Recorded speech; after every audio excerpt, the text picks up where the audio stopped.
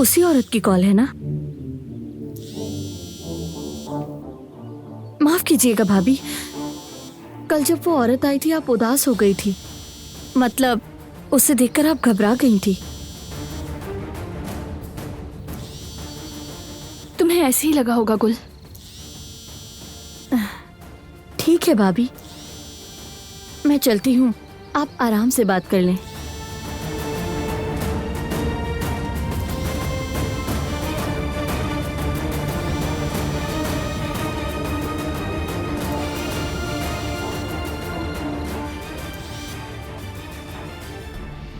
जी फरमाए। सुना है बारान का जल्द एक लॉन्च इवेंट है।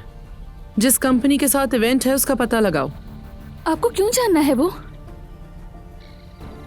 आप उस कंपनी का मालूम करके क्या करेंगी? दिलान साहिबा, मुझे एक बात समझ नहीं आती कि अब हर बात की वजाहत देनी होगी क्या तुम्हें? ये नहीं हो सकता।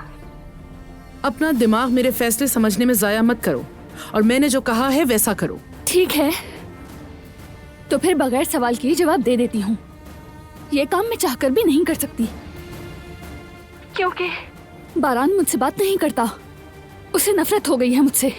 अगर वो बात नहीं करता तो तुम उससे जबरदस्ती बात करो। अपना दिमाग इन बातों पर लगाओ, मेरे मामलात पर नहीं।